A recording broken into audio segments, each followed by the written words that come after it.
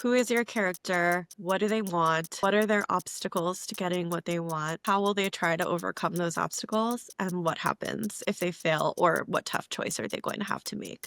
You shouldn't be giving your manuscript to AI for free. I don't know if people talk about this all that often, but That's so helpful. Really, thank you so much. I don't think I've ever heard anybody speak about that. Samantha Wekstein is a senior agent at Thompson's Literary Agency, where she is passionate about championing bold, fresh voices in fiction and nonfiction. She has a particular interest in feminist narratives and diverse storytelling, and she's on the hunt for commercial voices, underrepresented settings, and high concept hooks. In our conversation today, she covers many topics, some which I've never heard anyone discuss before. Things like what you should be asking an agent before agreeing to sign with them, 3 things you have to do before even considering reaching out to an agent, and so much more. I can't wait to share this conversation with you. Now let me introduce you to Samantha. Samantha, can you just walk me through the turning points that led you to the point of becoming a literary agent? I always thought I wanted to be a lawyer because both of my parents are lawyers.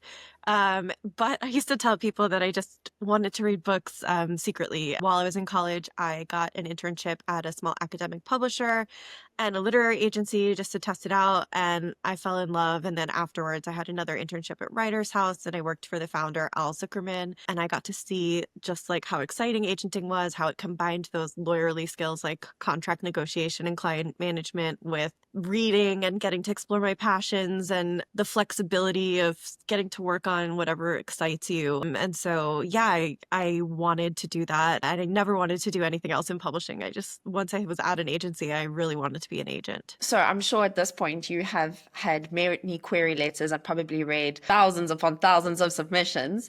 I'm dying to know from your perspective, what makes a great story? For me, it has two things, like a very tight goal-driven plot that has a really clear arc, character going after what they want, obstacles, stakes, and also that it's emotionally resonant. And so I look for that deep emotional connection to always know what that character is feeling and to feel like I'm experiencing the world alongside them. What would you say then that debut authors typically do wrong when it comes to putting their stories together? They want to give us a lot of information all at once, and that can lead to very dense openings and very slowly paced openings. And so I think it's stronger to just put us right into a scene and give your character an objective and let us experience the world alongside them and learn any information we need to know as that character is interacting with that element of the world. This is like especially for fantasy, because I read a lot of fantasy queries where the authors feel like they need to give us a lot of information so we can understand the world. And that is true. But I think it matters how we get the information. And so as much as you can, like lean into deep scene work and give it to us organically or in smaller snippets. And also giving your character an objective makes the opening a lot more dynamic, even if it's like a small thing they're trying to accomplish and not like a big major overarching goal. And then again, like bringing us back to those emotions, I look for emotional check-ins with the main character like 1 to 3 times per page. So we always are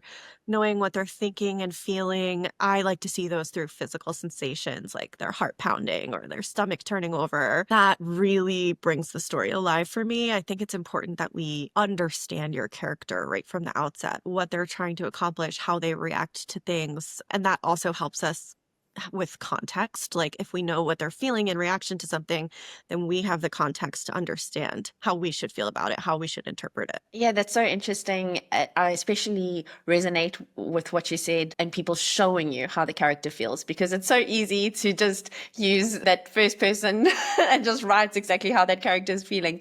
But like you said, the heart pounding, that's something I know I definitely struggled with when I first started writing. So Yeah. what is 3 things that you would suggest a debut author does before querying their book? I don't know if people talk about this all that often, but I think reverse outlining can be a really good tool. So, like, after you finish writing your first draft, go through and make an outline of what you think your book is or what you think your book should be, and make sure that your story actually matches that outline. I think that this can be a really good way to find plot holes, make sure the pacing works. And also, you can make big picture edits to an outline for your next revision if you need to do that. I'm a really big fan of that. Like even if you pantsed your book, you didn't plan it out as you were writing it. I think going back through and saying, okay, well, this is what I think this book is, but this is what it actually is, I think can be very useful. And then I also obviously recommend that you get second reads, whether that's from a professional, which you never have to pay for your book to get published. But if you want to hire a professional, or if you have friends and family, or if you are part of the publishing community and you find other authors and beta readers to look over your book, like just get a couple of extra eyes on it. And then this last one, I do this a lot actually with books that I'm reading, is use a read aloud software to read your book out loud to you. Microsoft Word has one like built in, so you can use that for free. And it will read your book. And I think that this can also help with like flow of the actual text. Like, does it sound right? Is it easy to read? Is there a lot of repetition? Because I feel like you hear repetition that you don't see necessarily with your eyes. And I think it can also help you find mistakes that like your eyes would glance over because you've looked at it 500 times. But when someone else is reading it out loud, they'll catch your mistakes. So I think those are three things that you can do just on your own before you even start querying to polish your manuscript. That's so interesting, especially the reverse outline. I am curious, out of the people that you represent, how many of your authors are pantsers versus plotters? I don't even know, honestly. I think a lot of them are pantsers. Oh, really? So funny because I am like a huge outlining person and I love outlines and I'll ask people to send me outlines all the time. But some authors, that's just not their process. I mean, I would say it's like at least half are like pants out here pantsing their first draft. But then, when they pants that first draft, I'm not necessarily the first one to look at it because I want something that feels complete, at least even from my client. Like, I'll look at rough stuff from my clients. Like I'll look at anything from my clients, but often if they're just dumping everything into a document sort of unplanned, they go back through it a couple of times before they send it to me just to make sure everything lines up. Very interesting. And when you're talking about getting beta readers or just people to read what you've written, I'm curious to hear what are your thoughts on letting AI read through your work or letting AI edit your work? I think AI is potentially an important tool, but not in the creative process. I think that books and art should be created by people at every step of the way, and AI could be used as a tool maybe to help you look up information, or if there are very like tedious tasks in part of the process, I think AI can take those boring things off our plates and make things easier for us. But using it as a creative tool, I'm against. And I think that you shouldn't be giving your manuscript to AI for free because your work is valuable and this AI is training itself on your work and potentially spitting that work back out to other people using the AI in one form or another. So I don't think you should be part of training this AI and helping it learn on your material without being properly compensated. Yeah, and also like art is human and humans should work on art. So, if you had to give a debut author advice on how to write a compelling query letter, what advice would you give? I would advise them to focus on answering 5 questions, and that's: who is your character? What do they want? What are their obstacles to getting what they want? How will they try to overcome those obstacles? And what happens if they fail, or what tough choice are they going to have to make? I think the plot summary is the most important part of a query letter. Like, obviously, we want to know your comp titles. We want to know what's wonderful about your book. Like, we want to know title, word count, genre. We want an author bio.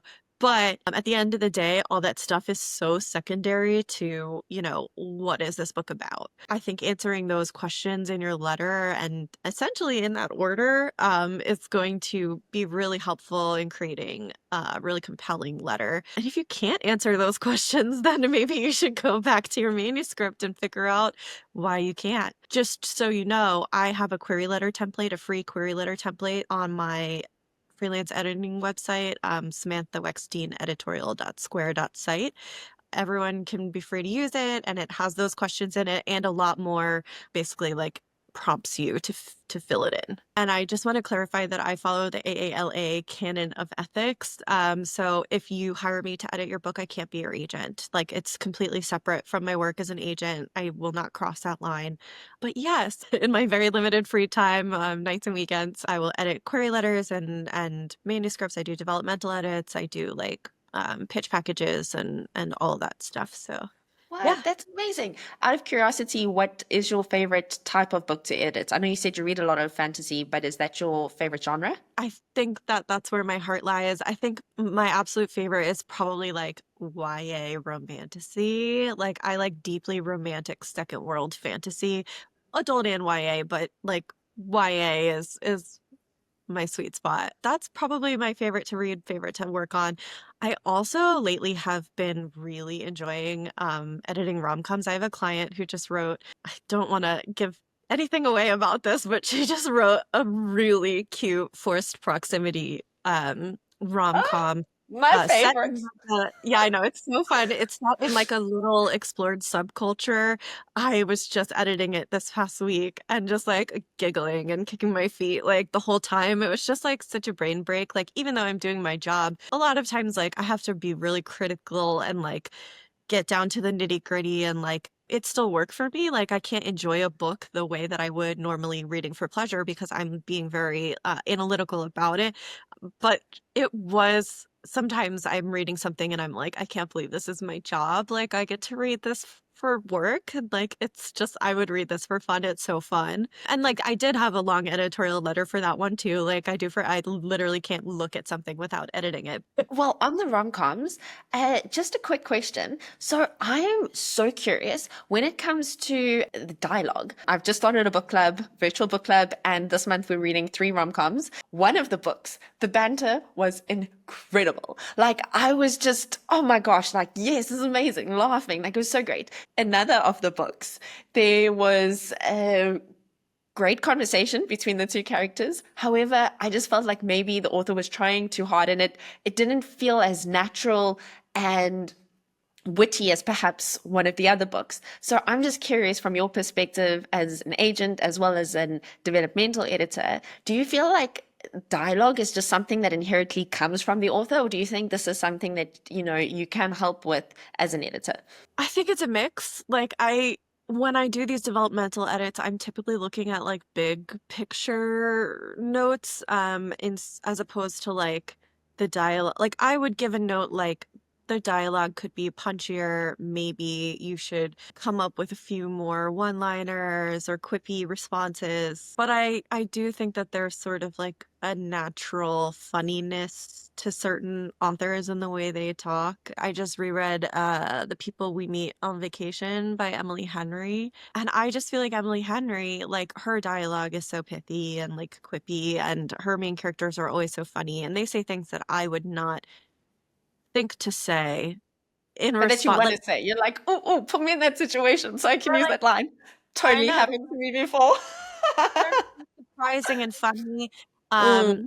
And not everyone is that naturally funny, and not all dialogue sparkles like that. And I don't think all dialogue has to sparkle like that for a rom-com to be good. I think part of what I enjoyed in this book that I was editing was that the character's like interiority was funny. Like, she would react to things. She'd bring up like an unrelated fact that like made sense in the moment, that was really funny or something. Like, it just I think there are a lot of ways to hit that like sweet spot between like romantic and hilarious. And it doesn't necessarily have to be dialogue, though pithy dialogue is a big part of rom-coms. And I do think a lot of that is natural. I don't think I could edit it in a way that I would be like able to come up with clever dialogue to replace it. Like, if I'm editing it, I'd be like, this needs to be funnier. Like, and actually that's frustrating because the way that I edit is I like to make a lot of suggestions and give examples. And yeah, that's one thing that I think does sort of come more naturally to some people than others. It's so funny that you used Emily Henry as an example because I read beach read, which I have. In this book, when the main character walks into the shop and orders coffee, she asks for, the lady asks her, what does she need or whatever, and she said like jet fuel. And I was like, man, that is like such a good description of how I like my coffee. And I was like, if only one day I'd be put in a situation where I could use that line. And then it happened. And I was just having the best time. The people I was with, they had no idea why I was smiling so much, but I was like, nailed that line. So rewarding. Yeah, sure. Her books, I read The People We Meet on vacation, like in anticipation. I was like, I don't want to wait for A Great Big Beautiful Life. And so I like read them back to back. And yeah, A Great Big Beautiful Life. But that one I feel like is like a lot less, like that main character is really funny in her dialogue, but I feel like that book focused a lot less on the dialogue and so much on like the backstory of the character that they were interviewing, and like the punchy dialogue between the characters was like the calm part of the rom-com, but there was that whole like serious undercurrent to it, which I found different from her other books. Oh yeah, I really enjoyed that element. We could talk about Emily Henry for Yes. days. I have so much that I want to say. But I'm a big fan of Beverly Henry. Amazing. Okay, as an agent, how do you pick who you want to work with? And do you have any advice for authors when they get to the point of choosing an agent for themselves? I mean, the biggest thing for me, I'm an editorial agent, and so I like to have a conversation about my editorial thoughts and make sure that the author and I are on the same page, because at the end of the day, it's your book and you get to make the final decisions of it, and you don't want someone dragging you around and making it a book that you don't want or agree with or matches your vision. So I like to make sure from the outset that my notes make sense to the author, that they're excited about incorporating them, that we're on the same page and have a similar vision. Because I have been in situations before where, we get far down the line and we have different visions, and it can be very frustrating. I would still sometimes send those out, even though like the author and I are, we would go with the author's vision for it. But then, you reach a point where like if it doesn't sell, you're like, well, maybe if we tried my edits, maybe if blah blah blah. And it's just awkward and uncomfortable for everyone. And so I want to make sure like right from the jump that we understand each other and we're on the same page. And I also look for authors who are kind and professional, who aren't bigots, who I feel like we could work together really well in a professional capacity. In terms of making that choice, like I think you have to go with the agent whose vision most closely matches your own and who, you feel a connection to. Like I don't necessarily think you need to be best friends with your agent. Like it really is a professional partnership, but you want it to be somebody who you respect and who you can get along with. In terms of making that decision, it can be so tough. One of the things that I always do is I give whoever I'm offering to contact information for a few of my current authors, and they can talk to them and see what it's like to work with me. And so I think that can be really helpful, talking to other authors who've been working with that agent for a while, maybe one who's sold a book, one who hasn't. And yeah, asking questions like what happens if my book doesn't sell, or because some agents will move on. Some agents will say, "Oh, we'll just work on the next one." And, what happens if you leave the agency? Like, you want to be prepared for all the eventualities. There are some questions that always confuse me on these calls. Like, some authors will ask me how many authors I represent. And I'm like, what are you trying to understand from that question? And I never really Ah, know. Some ah. authors I represent will disappear for 2 years. Some authors email me every day. And so it can be, I'm like, are you trying to gauge how much of my time and personal attention you're going to be getting, or what my response times are going to be?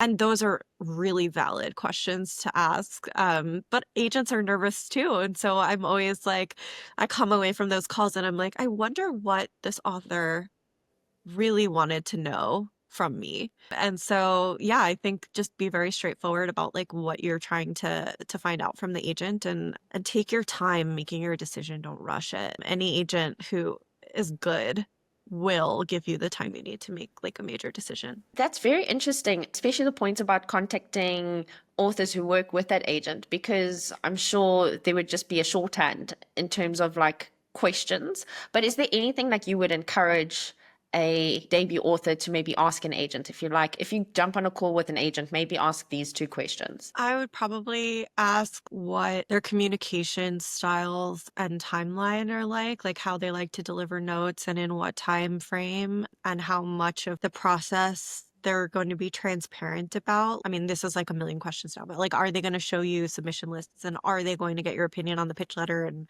like, are they going to bring you into the process so that you feel like you have some ownership of it? Some agents won't, some agents will. I think that's very important. And then I do think it's really important to ask them like what their strategy is and what they do if a book doesn't sell, and like how they move on from there, because you don't want to be in a position where someone's taking you on, you shopped your book, you can't sell it, and then they drop you and you're back at square one, and maybe even worse off, because now you have a manuscript that went out on submission that everyone has already seen, and you have to query with a whole new book. It can be a challenge. So like, I personally just am like, we'll just work on the next one. You know, while we're on submission with the first one, we work on the next one, and we just keep trying until we get a sale. And I like to tell people too, like, no book is ever dead. Like, a book that you didn't sell early in your career can be revived. You know, maybe it's book 2 or 3 or 5 of your author career after you have a good sales track and you've set up shop somewhere with a good publisher. So That's so helpful. Really, thank you so much. Like, I don't think I've ever heard anybody speak about that. So thank you. And just for fun, you don't have to answer this if nothing comes to mind. But what is something that you would suggest a debut author does not ask an agent on a call? keep it professional. Like, don't cross, like, I think it's okay to ask an agent like what they do in their spare time, or like what their interests or hobbies are. Like, that kind of stuff is fine, but like, don't cross boundaries. I would maybe not shit talk other authors, or like ask really invasive questions about the agent's current authors, just because like we really have a duty to represent our authors and protect them, and like, it can be uncomfortable. In the same breath, I think you can also read a lot about an agent by how they talk about their other authors. So if they are not very positive, it's maybe like, oh, just red flag. Yeah, I mean, you definitely want someone who's going to be enthusiastically shouting about your books and about your projects, and won't stand for any negativity on that front. But at the end of the day, like, art is so personal, and working on a book is like, that's your baby.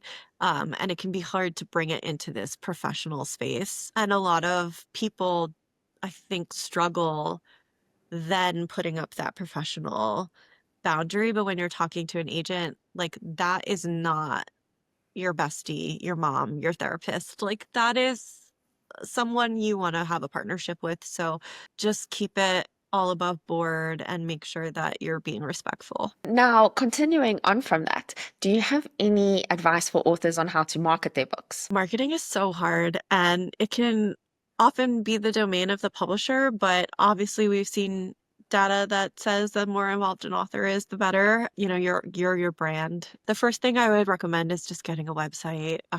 There are lots of spots that you can get a free website, and make sure that it has a summary of your book, a link to buy it once you have a pre-order link. And even before you have an agent, you can get a website and like put up a description and make sure that, you know, you have a bio and a way to contact you. And then you can have a sign up for an author newsletter on your website if you are directing people there.